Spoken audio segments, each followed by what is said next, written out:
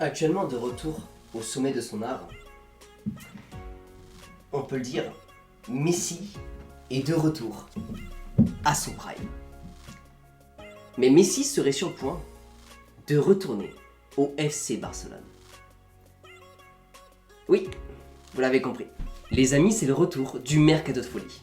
Donc dans cette vidéo, ça va être simple. On va parler de Mbappé parce qu'il y a beaucoup de choses qui se disent. Et on va parler bien sûr de Lionel Messi. Mais la question que je vous pose, si Messi retourne au FC Barcelone, est-ce qu'il va récupérer son numéro 10 qu'il avait justement dans le dos? Oui, je sais les amis, la transition n'était pas forcément incroyable. On va parler tout de suite de R7 Foot, le partenariat de la chaîne. Et on se retrouve d'ici quelques secondes, je vous promets. C'est parti les amis. Les amis, juste avant d'ouvrir le sujet, laissez-moi vous parler du partenariat de la chaîne R7 Foot. R7 Foot est spécialisé dans la création de maillots de foot non authentiques mais d'excellente qualité. Vous y retrouverez la plupart des clubs et sélections et vous le savez, la Coupe du Monde va bientôt arriver. C'est le moment de vous munir de votre maillot préféré. Les maillots sont à partir de 25 € seulement. R7 Foot vous offre jusqu'à 3 maillots offerts en fonction du montant de votre panier. Vous pouvez choisir le flocage de votre choix. La livraison est offerte à partir de 79 € d'achat. R7 Foot dispose de plusieurs moyens de paiement, dont PayPal qui est le plus sécurisé, mais également vous avez moins 10% sur tout leur site internet avec le code PSG. Vous retrouverez absolument toutes les informations directement en description. Et vous l'avez compris, c'est un partenariat, donc chaque achat sur leur site permettront de faire évoluer la chaîne. Un immense merci à tous ceux qui le feront. Une excellente vidéo à tous. Les amis, merci beaucoup pour votre patience. Aujourd'hui, Messi hésite entre le FC Barcelone et le Paris Saint-Germain. Vous le savez de son côté, le Paris Saint-Germain, il rêve que d'une seule chose, c'est garder la Pulga. Ils veulent absolument prolonger Messi le plus de temps possible et surtout le garder le plus longtemps possible au Paris Saint-Germain. Vu la saison que Messi est en train de faire, Paris ne veut pas du tout le lâcher. Messi hésite beaucoup. De plus, vous savez très bien que sur le banc du FC Barcelone, maintenant c'est Xavi qui coach l'équipe. Donc vous savez très bien que ça ferait un argument ultra fort pour le retour de Messi au FC Barcelone. Bon, imaginons que la pire des situations se produise et que justement Messi parte vers le FC Barcelone. À ce moment-là, le Paris Saint-Germain serait sur le point de préparer un super coup. Ils hésitent entre deux joueurs pour remplacer Léo Messi. Le premier, ça va être Vlahovic et le deuxième, ça va être Marcus Rashford. Alors quand on analyse les deux, on remarque directement Vlahovic, qui est un joueur que j'aimerais beaucoup voir arriver au PSG. Et j'aime beaucoup ce genre de joueur. Malheureusement, son contrat est jusqu'en 2026. Le PSG débourserait quand même pas mal d'argent. Pour le moment, la valeur marchande de Vlahovic est à hauteur de 85 millions d'euros. Mais parlons tout de suite du deuxième cas, Marcus Rashford.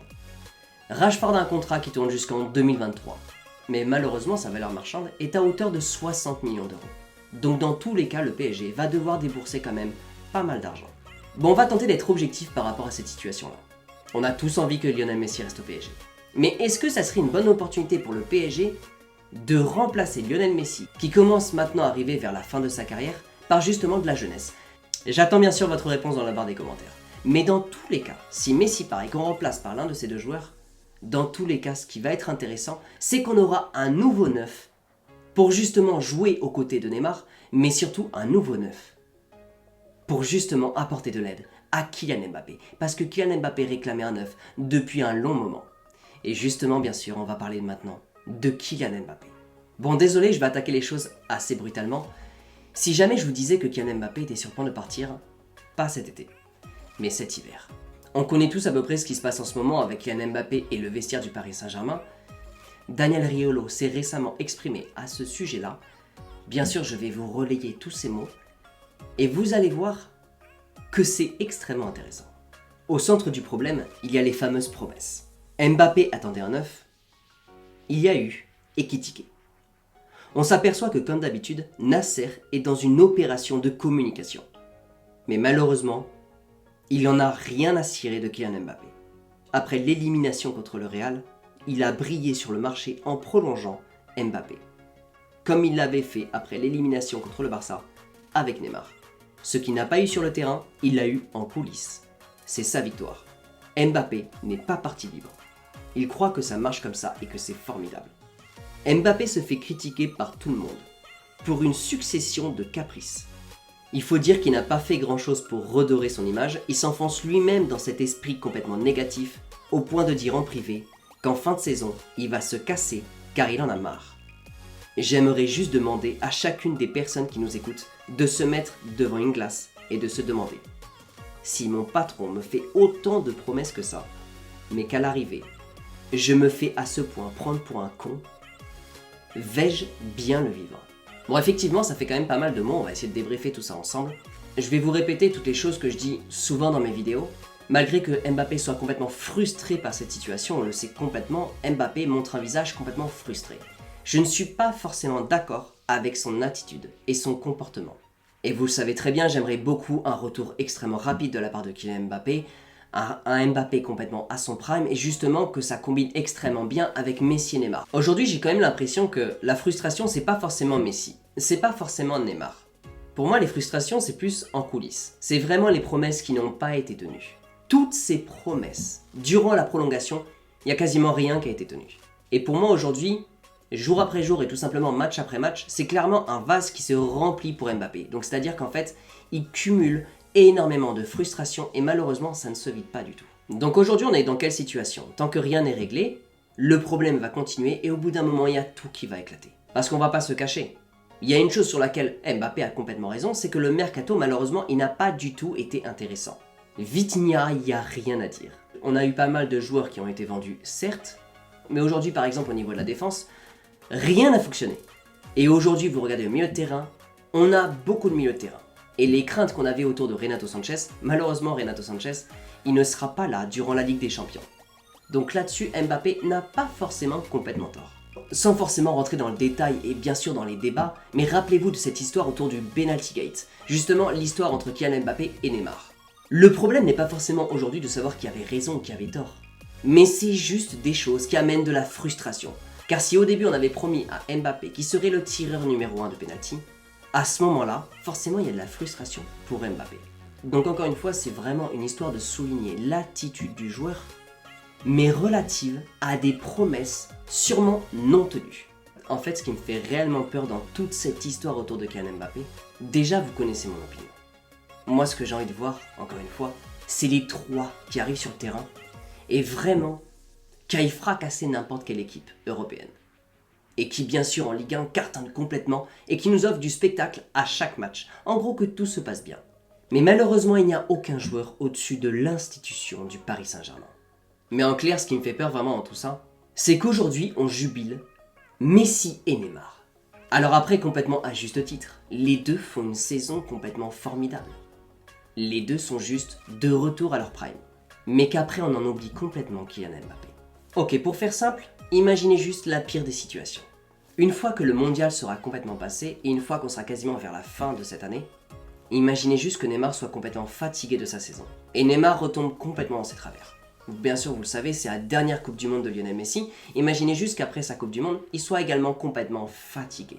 Et surtout, imaginez le pire, c'est qu'il reparte complètement au FC Barcelone. Bref, imaginez juste que la plus grande crainte aujourd'hui des supporters, et vous le savez, c'est que cette Coupe du Monde soit vraiment l'élément motivateur de Messi et Neymar. Et qu'après cette Coupe du Monde, Messi parte et Neymar retombe complètement dans ses travers. C'est pas sûr que ça arrive, mais ça serait en tout cas la pire des situations.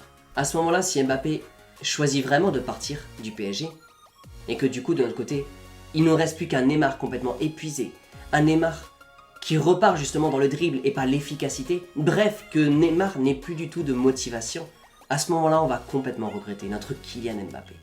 Bon, je sais, je m'étale beaucoup. Mais tout ça pour vous poser une question. Selon vous, aujourd'hui, l'avenir au PSG, au niveau de l'attaque, c'est qui exactement? C'est Neymar? C'est Messi? Ou est-ce que l'avenir, c'est Kylian Mbappé?